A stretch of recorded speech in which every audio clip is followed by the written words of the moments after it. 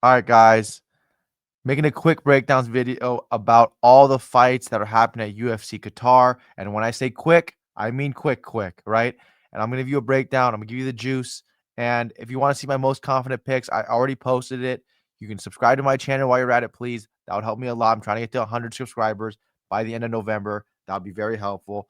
But I'm going to give you a quick breakdown of everything that is happening this weekend at UFC Qatar. Marek Buljo versus Denzel Freeman, right? Denzel Freeman fought on PFL Challenger Series, and then he fought on PFL. He fights in LFA. He is a good wrestler. A good wrestler? Okay, he's a decent wrestler. And he has decent hands. He doesn't like getting punched in the face. That's a problem, but he doesn't have to worry about that because Marek Buljo is not a striker. He's purely a grappler. He's, I think, a black belt in jiu-jitsu, but the problem with him is we haven't seen him past 2 minutes of fighting. That's actually the problem. So I don't know how good these are. This is basically, I'm not even kidding you, a Dana White Contender Series fight on the prelims, right? We see him in a minute and a half, as long as a minute 42, excuse me. So we haven't seen him past the 2 minute mark. We don't know how good he actually is, and that's the issue. While Denzel Freeman is a proven commodity in the regional scene at LFA, I think he won the title. Yeah, won the LFA championship versus Hugo Cunha, who fought on Dana White Contender Series earlier. Steven Asplin fought on Dana White Contender Series earlier. So these guys are making he actually has a contract with them. He's a good fighter. Denzel Freeman, I'll be taking him right here. He can stay safe, hopefully, and just like skirt the outside. Don't try to do too much. Just skirt the outside, jab, stick, move, wait 2 minutes, gas this guy out. Don't do too much. I know it's your debut. Don't do too much. Denzel Freeman, I believe he's going to win inside distance. I don't know when, but he'll win inside distance, maybe first or second round. Try to drown Marek Buljo into exhaustion. Next is Saigid Izagakhmaev versus Nicholas Dalby. Nicholas Dalby is a UFC veteran. We know what he brings to the table. Durability, even though he got knocked out in his last fight. Was his last fight he got knocked out? Right. He got knocked out last fight. Yes, for Randy Brown, and had a close loss with Renat Fakhardinov. So he's on a 2-fight skid, but he's fighting Saigid Izagakhmaev, who was on a 3-year hiatus. He used to fight for one championship. He is part of that Dagestan team, right? He is Dagestani. I don't think he's part of the team, but I think he's trained with them prior. And he's trained with them for the Islam training camp versus JDM. So Saigid is a good fighter. I'm going to be taking Saigid Izagakhmaev to beat Nicholas Dalby because Nicholas Dalby, even though he has great cardio, I think that Saigid is good enough to keep him on the ground for 2 rounds at least and eke out a decision 29-28 or 30-27. He actually has a nice body kicks as well. Is Saigid. He has good body kicks. He fought on one. He fought Shinya Aoki. He fought some other Asian guy. Then he fought him well, took his back, basically controlled him the whole fight. It was a good fight, right? Well, good for the Dagestanis. Nurul Aliev versus Shakem Rock, right? Shamrock. This guy is a highly touted fighter. Shamrock. I don't think he's winning. I honestly am not really impressed by him. I don't think his striking's that good. I don't think he's athletic, but I think he's a very good grappler, right? And he trains at a Paddy Pimblett's gym, I believe. He trains at a Paddy Pimblett's gym. Next Gen, I think it is. Yeah, Next Generation MMA Liverpool. Yeah, he trains out of there. But I really don't like his striking. I don't think his striking's that good. I think he wants to get the takedown line. He has a nice double leg double leg to spin to the back move. His chain wrestling is decent. He has good submissions. So I'm gonna take Nurul Aliev though, because Nurul Aliev, he's actually faced good competition in the UFC. Shamrock, he's faced kind of shit guys and had a split decision, even though it might not have been a split decision, but it was still a close fight. I mean, I'm not mad about the split decision. I can't control what the judges think.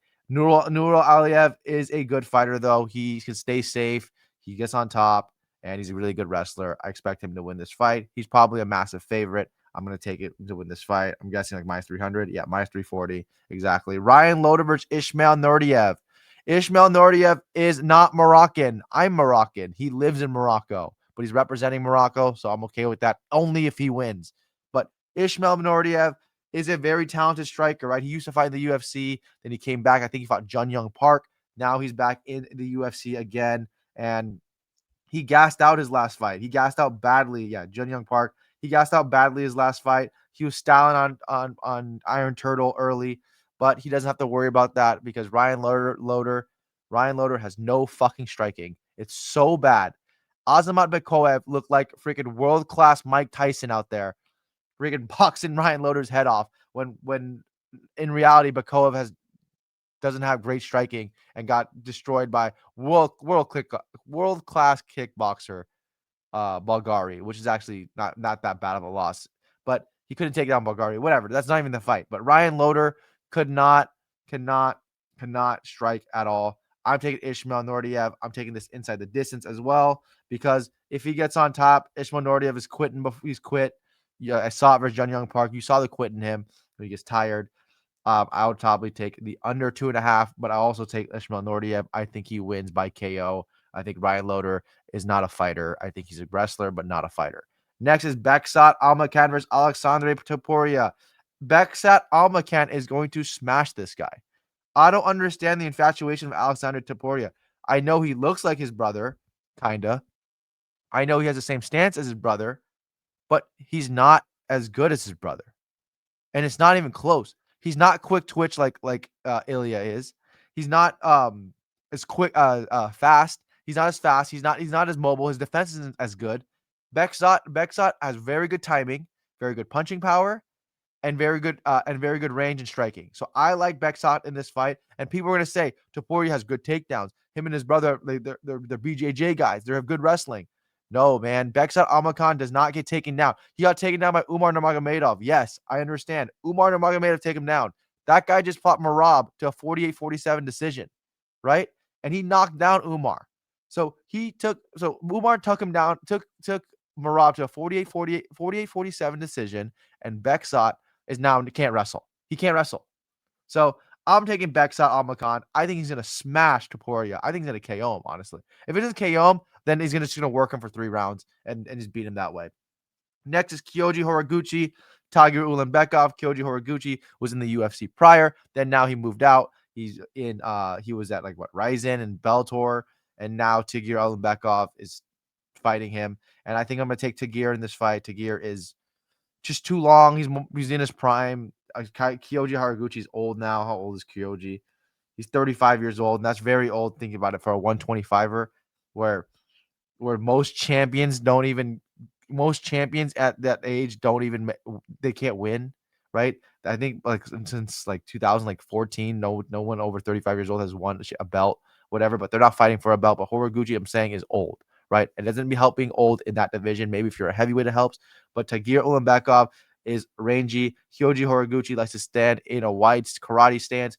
But the problem is Tagir Ulanbekov is rangy, and if Kyoji is kicking, that means he's still in range to get punched by Tagir or taken down. I had to take Tagir, taking down Kyoji Horiguchi.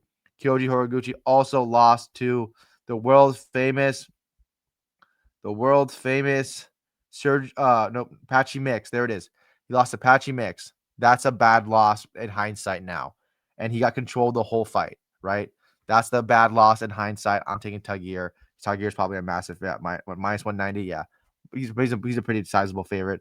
Abdul Rahman versus Yakhyaev versus Rafael Cerqueira. I'm never taking Cerqueira in a fight. I mean, there's nothing really to break down. I'll never take him in a fight. He could be fighting a local Boston market worker or a local TSA agent. I'll take the TSA agent.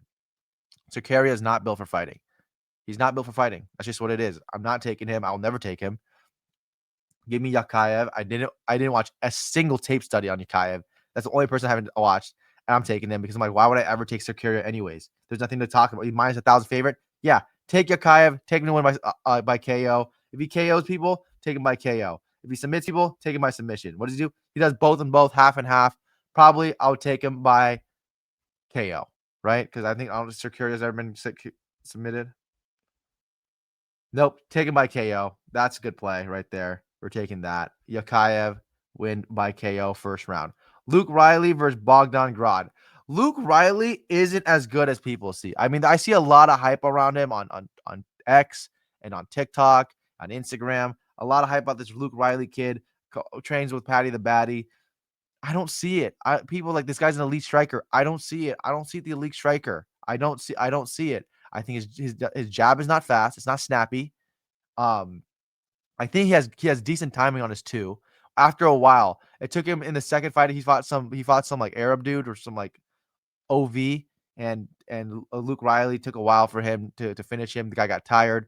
He also beat some like Chinese black guy and beat him with a nice two. So Luke Riley, he doesn't have great striking, but I think it's effective once he gets people's timing down. But it takes him a while to get there. Is does he turn to Carlos Prates versus Leon Edwards? No, but I don't know. I still think he's gonna win this fight over Bogdan Grad because Bogdan Grad is fucking awful. He's terrible. This guy actually won a fight in the UFC is mental to me, right? He beat Lucas Alexander, and Lucas Alexander was winning that fight until he gassed out.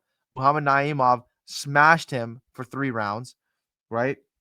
He's just not a good fighter. You got to take Luke Riley. Luke Riley's probably a big favorite. Yeah, +2. So he's probably like minus 280. Luke Riley, minus 265. Yeah, you're taking Luke Riley. I'm not confident in it. I wouldn't put any money on it because I don't think Luke Riley's that good. And I think he gets taken down too easily. He can't wrestle, but who can really wrestle in the UK? So the best wrestlers like Mark Diakisi or something like that, or Diakasi, whatever his name is. Next, Alex Perez versus Asu Almabayev. Give me Asu Almabayev to win this fight. Yes, I know his striking's not that great, but Alex Perez is kind of finished. I mean, I think his career's basically over. He's not the same fighter that fought for the title. He's not the same fighter that fought on the come up for that title shot. He's just not. I saw Tatsuro take him down, blow out his knee. Does his knee actually hurt? I don't know, but at the time probably hurt, but it didn't have any repercussion on his health, as in like torn meniscus, ACL. I'm not sure, but I'll take Asu Almabayev. He is probably nope. Actually, I'm not taking Asu Almabayev. I'm taking Alex Perez. Fuck yeah, I'm taking Alex Perez. I mean, it's just common math. It's just common math. I'm thinking the guy who can strike and the guy that's as a wrestler over the guy that doesn't strike and just is a wrestler.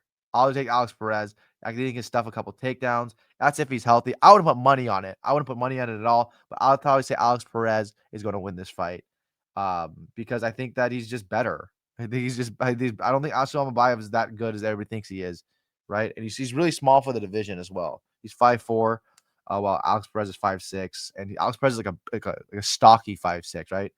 Like a Chad Mendes 5'6". Sergey Spivac for Shamil Gaziev. Shamil Gaziev is going to smash Sergey Spivac. Even though Sergey Spivac looked good in his last fight versus Waldo, he's going to smash him. I mean, Shamil Gaziev has good striking, has good takedown defense. Sergey Spivac's doesn't have a traditional wrestling. It's more like throws and like judo. And Shamil Gaziev, there's no way you're throwing that big motherfucker with a hip toss, So I'm taking Shamil Gaziev. He's probably going to KO him in the first round, get his timing down. He is actually a marauder in the first round. If you want to see some guy that just puts impact on fighters, it's Shamil Gaziev. He literally just goes forward and goes forward and goes forward. I got to take him here. He's going to win this fight. And I hope you guys agree with that, right? What is he, a -185 favorite? Yeah, he's winning this fight. It's not going to be close. Next, Jax Hermansson versus Mitabek Orolbai. This is a great fight right here. You're taking Mitabek Orolbai. You know why? Because Jack Hermansson is a 185-pounder going down 170 pounds and trying to lose 15 pounds at 37 years old while just getting knocked out in June against Gregory Rodriguez in the most gruesome knockout of the year. And he's fighting 5 months later against Mitabek Orolbai, down a weight class. There's no chance that Jack Hermansson is winning this fight. All the cards are stacked against him. Unless Orolbai freaking goes full caveman and Neanderthal and just bites him and gets DQ'd, that's the only way Jack Hermansson is going to win this fight. There's no way in heck that Mitabek Orolbai was losing this fight. I'll take him over this Jack Hermansson fella. And Jack Hermansson, I think this is a move that's too late in your career. You should have made this move when you were like 30, 31, when you got knocked out by Jared Cannonier like 5-6 years ago. Now you're doing it now, which is not great. You're 37 years old. There's no way this is a smart idea. You're probably going to get chinned off the first jab, just like how Cody Garbrandt did versus Kai Kara France. Like, I think it was Cub Swanson when he went down to 135 and fought Jonathan Martinez.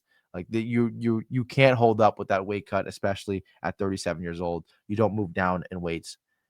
Next is Volkan Oezdemir versus Alonzo Menifield. Okay, Volkan Oezdemir is going to style on Alonzo Menifield. Alonzo Menifield has sloppy footwork. Is he athletic? Yes. Is he explosive? Yes. But it's not It's not good explosive, right? He's not Dricus Duplessis where he's throwing straight shots with his explosivity. It's loopy, loopy, loopy, and not Godinez, right? It's just loopy and bad. And Volkan Oezdemir, this guy is a marksman. He's a sniper. He's a very good striker.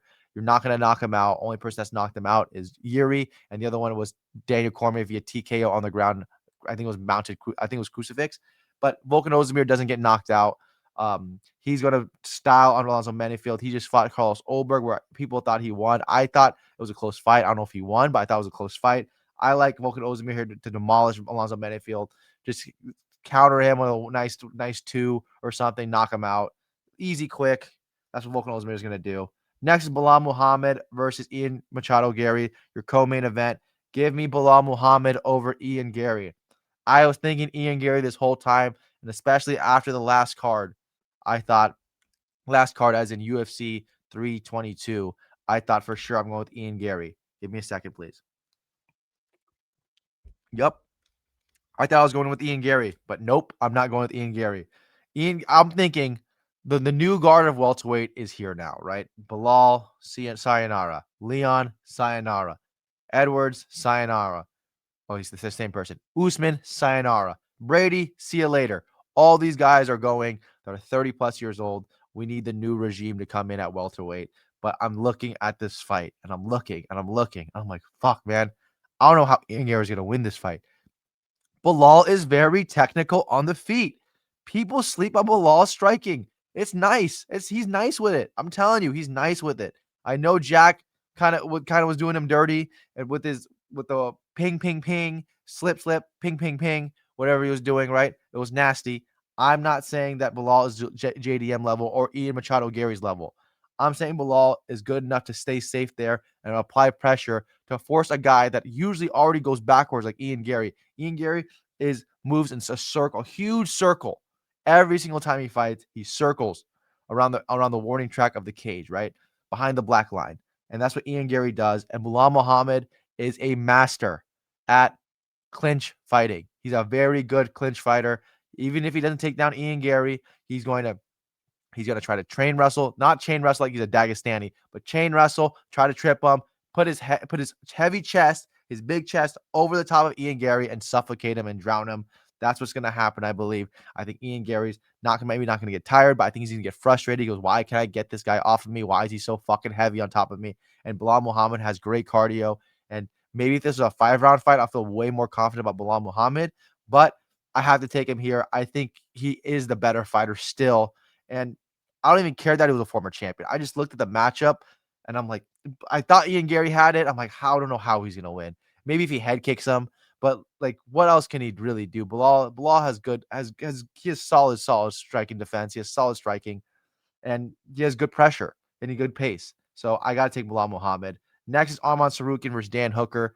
This is the main event. Take Arman Tsarukyan. Don't overthink it. I know he beat Gamrot. MMA math doesn't work. Dan Hooker beat Gamrot. Gamrot beat Tsarukyan. That's why I'm taking Dan Hooker to beat Tsarukyan. No.